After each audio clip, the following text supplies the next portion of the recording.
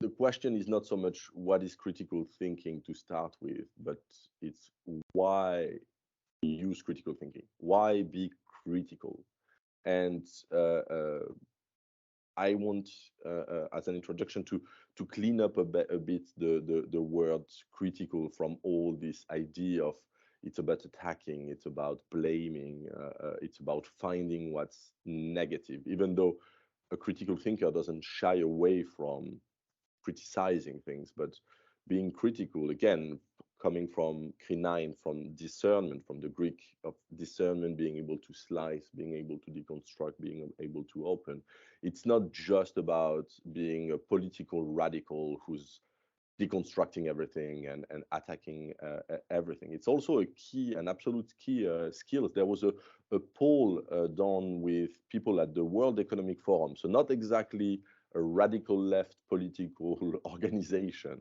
And it was a poll about what are the top 10 skills of 2025. So a bit of prospection. I'm going to slightly, it doesn't really increase it here. First came analytical thinking and innovation. Second, active learning and learning strategy. Third is complex thinking, problem solving. And fourth is critical thinking and analysis. Fifth is creativity, originality, and initiative. All of that is around part of critical thinking. And here, the World Economic Forum is not talking about skills for enlightened citizen or for radical activists. The World Economic Forum is talking about the skills that are going to be needed by managers, by executives, by CEOs, by employees of all companies. So engaging with critical thinking is not necessarily engaging with sterile, non-action oriented attacking of the system.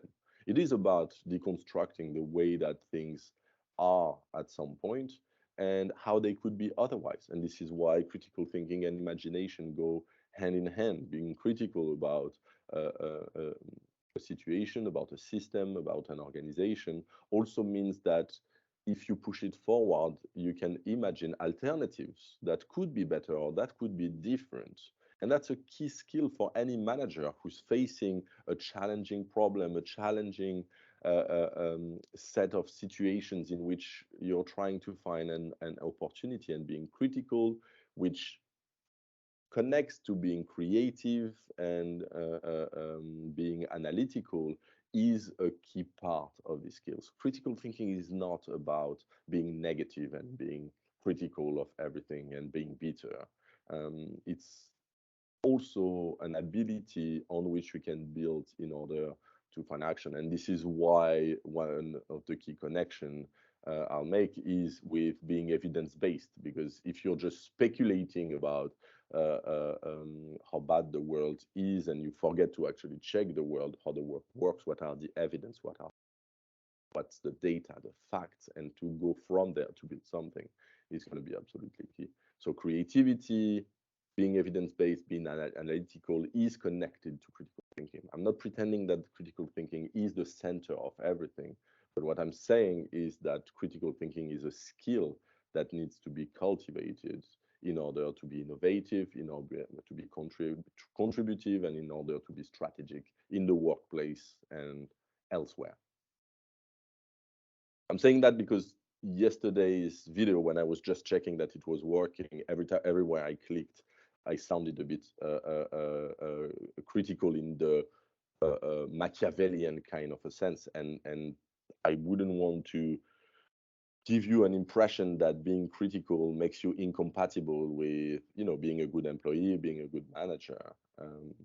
It actually makes you dangerously strategic, because you can see how things are working and you can find a solution or find your way within that. It makes you extremely efficient. So it's not about becoming a cynic about the world and saying, oh, I see the power plays and I see the Machiavellian strategies and, you know, I disengage with it. It's really about being able to engage with it and be active.